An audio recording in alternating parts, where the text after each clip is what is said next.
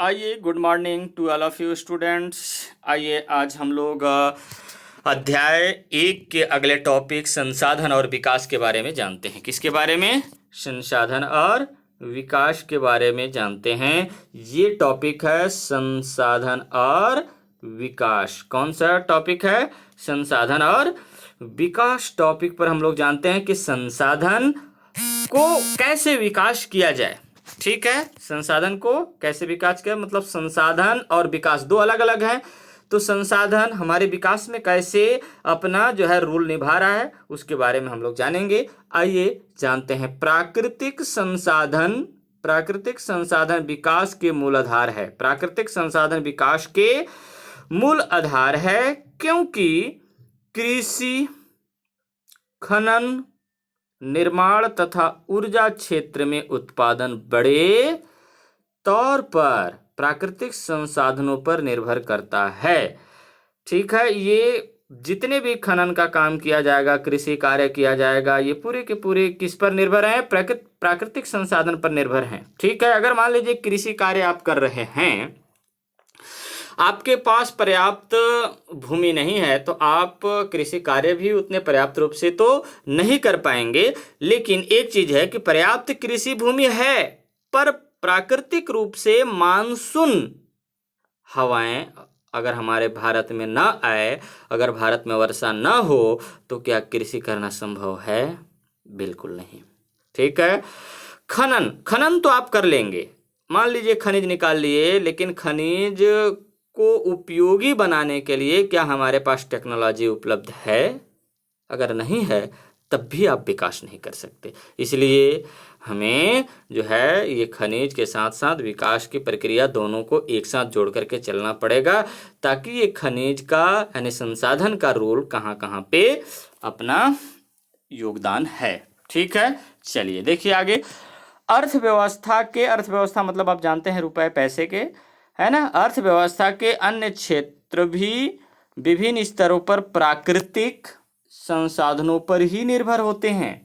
इन संसाधनों को उपलब्ध कराने की पर्यावरण की क्षमता को, यानी क्या बोल रहा है कि इन संसाधनों को उपलब्ध कराने की पर्यावरण की क्षमता को पर्यावरणीय स्रोत प्रकार्य कहा जाता है, अर्थात इन्वायरमेंट्स सोर्स फंक्शन। ठीक है, ये कार्य उस समय शिथिल हो जाते हैं जब संसाधनों का अत्यधिक दोहन हो जाता है। क्या हो जाता है? जब संसाधनों का अत्यधिक दोहन हो जाता है या प्रदूषण संसाधनों को बिगाड़ देता है। अगर हम अनवीकरणीय संसाधनों का नियंत्रित उपयोग न करें या नदी नालों व हवा का प्रदूषण न रोकें, तो जल्द ही विकास के लिए जरूरी संसाधन नहीं मिलेगा और विकास में रुकावट आ जाएगी। हमें विकास का ऐसा मार्ग अपनाना होगा जो प्राकृतिक संसाधनों को अर्थात कहा जा रहा है कि हमें ऐसा मार्ग अपनाना होगा जो प्राकृतिक संसाधनों को लंबे समय तक, कैसे समय तक? लंबे समय तक स्वस्थ स्थिति में उपलब्ध रखे, विकास और खुशहाली को लंबे समय के लिए अर्थात टिकाऊ बनाए रख पाए। इसी को टिकाऊ विकास या टिकाऊ खुशहाली कहते हैं। इसका मतलब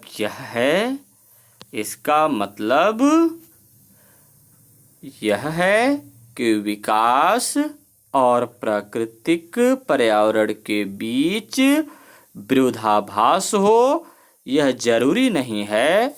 न ही विकास के कारण संसाधन हमेशा के लिए नष्ट किए जाएं।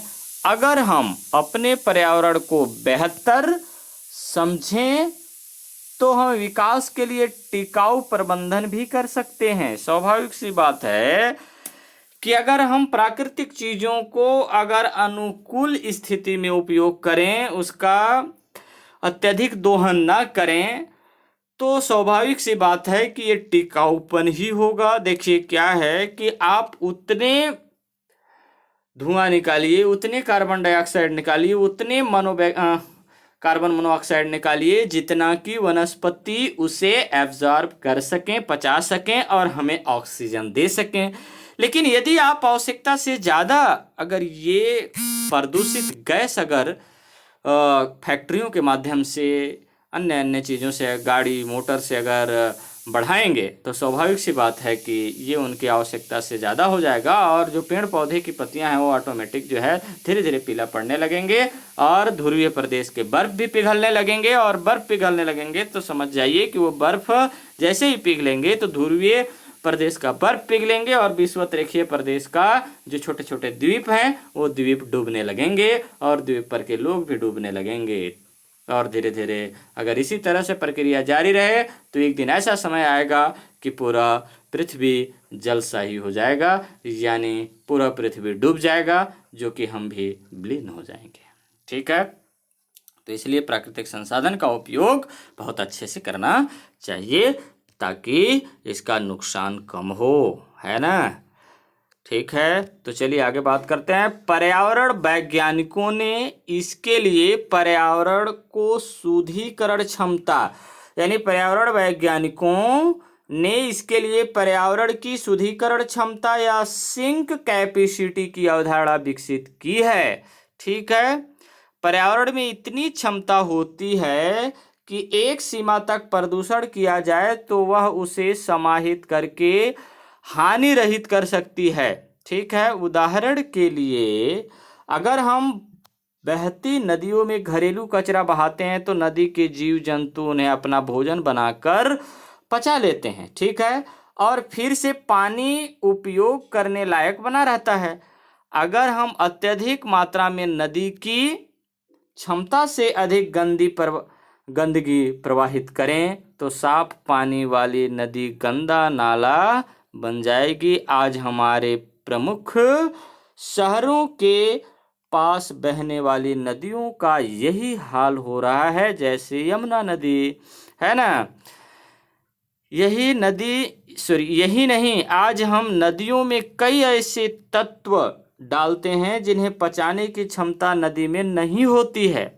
उदाहरण के लिए साबुन के अवशिष्ट, जैसे हम कपड़ा धोते हैं तो साबुन का जो अवशिष्ट होता है ये पानी में बने रहते हैं और अंत में समुद्र में जाकर मिल जाते हैं और धीरे धीरे समुद्री जल को प्रदूषित करते रहते हैं। क्योंकि देखिए असल में है बात ये कि जो आज लोग कपड़े साफ कर रहे हैं और कपड़े साफ कर रहे हैं जो नदी नालों में जा करके कर रहे हैं, डायरेक्ट जो बहता हुआ पानी में कर रहे हैं, वो पानी बह करके उसमें जितने भी आपका साबुन का, निरमा का जो अपशिष्ट होता है वो सब धीरे धीरे बह करके समुद्र में चला जाता है और समुद्र को जाकर के वो प्रदूषित करता रहता है ना।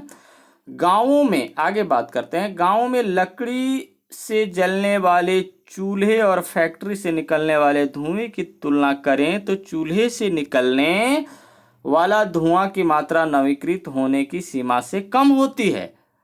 पर्याप्त मात्रा में इसे जो है वनस्पति द्वारा ये नवीकृत हो जाता है। लेकिन अगर फैक्ट्री से जो धुआं निकल रहा है तो क्या ये उसको जो है नवीकृत करने से ज़्यादा नहीं हो जा रहा है? बिल्कुल ज़्यादा हो जा रहा है। किंतु फैक्ट्री से अधिक एवं निरंतर धुआं निकलता रहता है। 24 घंटे फैक्ट्री चलाएंगे तो 24 घंटे धुआं निकलेंगे। जो नवीकृत होने की मात्रा से अधिक हो तो वायु प्रदूषित हो जाएगी। ठीक है, इसका अर्थ यह नहीं है कि फैक्ट्री हमेशा वायु को प्रदूषित करेगी ही। यदि फैक्ट्री से नवीकृत सीमा तक ही धुआं निकालें तो वायु प्रदूषित नहीं होगा। लेकिन फैक्ट्री से तो असीमित धुआं निकाला जा रहा है। ठीक है, 24 घंटे मशीन चलाए जा रहे हैं जिससे कि हमारा पर्यावरण बहुत संकट में पड़ता जा रहा है। ठीक है, पर्यावरण के द्वारा अवशिष्ट पदार्थों को अवशोषित करने की इस क्षमता को सिंक क्षमता कहा जाता है। आपको 2 नंबर का क्वेश्चन पूछा जाएगा, सिंक क्षमता से क्या तात्पर्य है, स्पष्ट कीजिए। ये क्वेश्चन भी है, आप लिख लीजिएगा। सिंक क्षमता से क्या तात्पर्य है, स्पष्ट कीजिए। इसका उत्तर लिख करके हमारे व्हाट्सएप में करेंगे भी, ठीक है। जब अपशिष्ट निर्धारित सिंक कार्यों की सीमा से अधिक हो जाते हैं तो पर्यावरण को दीर्घकालीन हानि पहुंचती है, अर्थात ये लंबे समय तक पर्यावरण को हानि पहुंचाता है, ठीक है। आइए देखते हैं, एक उदाहरण के माध्यम से समझने का प्रयास करते हैं। उदाहरण है नंबर 1। अगला उदाहरण एक और है। तो उदाहरण नंबर 1 में है कि भारत में भूजल की स्थिति पर वर्तमान आंकड़े हमें सुझाते हैं कि देश के अनेक भागों में इसके उपयोग की अधिकता से इसके लिए गंभीर खतरा उत्पन्न हो सकता है। सच बात है कि भारत में भूजल की स्थिति पर वर्तमान आंकड़े हमें सुझाते हैं, यानी वर्तमान आंकड़ा हमें बताता है कि देश के अनेक भागों में इसके उपयोग की अधिकता से इसके लिए गंभीर खतरा उत्पन्न हो सकती है। तीसरा विश्व युद्ध ही स्टार्ट हो सकता है पानी के लिए, क्योंकि पानी, सऊदी अरब में बात करिए, पानी जैसे हमारे यहाँ डीजल पेट्रोल मिल रहा है ठीक उसी प्रकार वहाँ पानी मिल रहा है। लोग पानी का यूज ऐसा करते हैं जैसे कि यहाँ हमारे यहाँ तेल का उपयोग लोग करता है, ठीक है, इस तरह से उपयोग करता है। क्या करिएगा, पानी है नहीं ना वहाँ। पुनर्भरण से जितना जल वापस भूमि में जाता है उससे कहीं अधिक भूजल का उपयोग किया जा रहा है। मान लीजिए एक टंकी है, मैं एक एग्जांपल देता हूं। इस टंकी में अगर 100 लीटर पानी है तो इतना लेवल है, ये लेवल 100 लीटर पानी, लेकिन उपयोग आपको इसमें करना है मान लीजिए 90 लीटर, ठीक है। कितने लीटर? 90 लीटर। इसलिए 90 लीटर उपयोग करना है क्योंकि 10 लीटर पानी हमेशा इसमें बना रहता है, और जब आप भरते हैं तो 10 लीटर पानी हमेशा भरा रहता है और 90 लीटर ही पानी इसमें जाता है। तो 90 लीटर पानी रिचार्ज हुआ वर्तमान स्थिति में और 10% पानी बना रहा है मान लीजिए।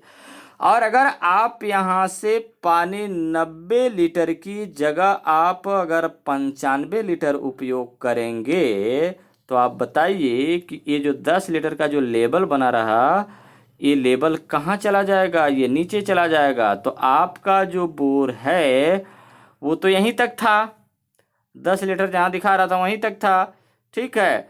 तो क्या होगा, पानी मिल पाएगा? जैसे ही लेवल नीचे चला गया पानी नहीं मिल पाएगा। और रिचार्ज हो रहा है 90 लीटर, उपयोग कर रहे हैं 95 लीटर, तो क्या होगा, समस्या ही न होगा। इसलिए ये ध्यान देना है बच्चों, पानी का उपयोग बहुत इत्मीनान से, अच्छे से और बहुत कम करना है, ठीक है। आवश्यकता से ज़्यादा नहीं करना है, ठीक है। आगे आइए। जिसके कारण लगभग 300 जिलों में पिछले 20 वर्षों में, वर्तमान में अगर हम बात करें तो हमारे भारत में टोटल 735 जिले हैं, और 735 जिले में देख लीजिए कि 300 जिले यानी जिलों में पिछले 20 वर्षों में जल स्तर में 4 मीटर तक की कमी आई है, यानी भूमिगत जल में 4 मीटर नीचे चला गया। समझ लीजिए कितना कम हो गया, 4 मीटर, बहुत ज़्यादा। यह स्थिति खतरे का संकेत है। भूजल के उपयोग की अधिकता विशेष रूप से पंजाब और पश्चिमी उत्तर प्रदेश के कृषि समृद्ध क्षेत्रों, केंद्रीय और दक्षिणी भारत के कठोर चट्टानी पठारी क्षेत्रों तथा कुछ तटीय क्षेत्रों और तेजी से विकसित होने वाली शहरी क्षेत्रों में भूजल का अत्यधिक उपयोग होता है ना। जल के उपयोग की इस अधिकता से भूजल का संग्रह कम हो जाएगा और बहुत ही तीव्रता से इसके स्तर में भी कमी होती जाएगी। देख लीजिए ये इस तरह से होगा। अगला उदाहरण क्या है, अगला उदाहरण पर हम लोग बात करते हैं। अगला उदाहरण है दूसरा कि भारत में कीटनाशकों का कुप्रभाव एंडोसल्फान कीटनाशक में देखा गया है। जो एंडोसल्फान है कीटनाशक है ना, दावा कीट को खत्म करने वाला, 1976 में काजू की फसल को कीड़ों से बचाने के लिए सरकार ने 1500 एकड़ भूमि पर हेलीकॉप्टर द्वारा एंडोसल्फान कीटनाशक का छिड़काव किया। कहाँ का सरकार किया? केरल का। यह कार्य केरल के उत्तरी भाग के कासरगोड में किया गया। यानी कासरगोड एक उत्तरी भाग, यानी केरल के उत्तरी भाग में एक गांव है और कासरगोड में इसका उपयोग किया गया। इस उपचार कार्य के 25 वर्षों तक जारी रहने के कारण वायु, जल और संपूर्ण पर्यावरण इस कीटनाशक से बुरी तरह प्रभावित हुए। स्वाभाविक सी बात है, प्रभावित होंगे।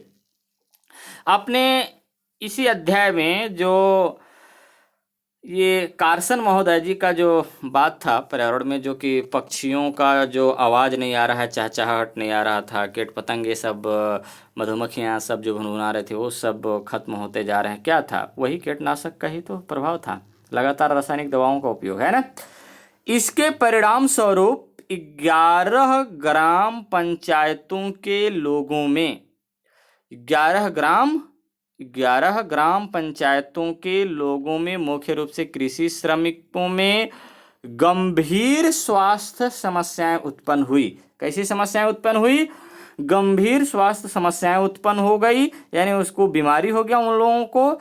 वे विभिन्न तरह की बीमारियां जैसे मानसिक, शारीरिक और विकलांगता, दिल और तंत्रिका तंत्र की बीमारियों आदि से ग्रस्त हो गए।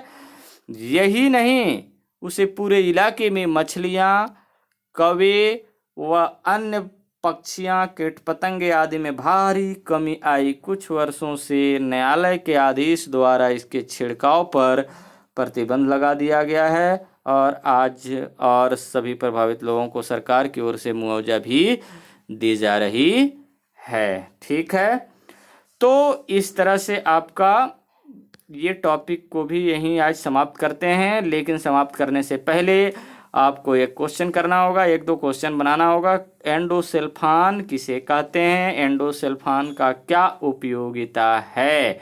ठीक है, और दूसरा क्वेश्चन आप लीजिए, संसाधन विकास से क्या तात्पर्य है? संसाधन और विकास से क्या तात्पर्य है, स्पष्ट कीजिए।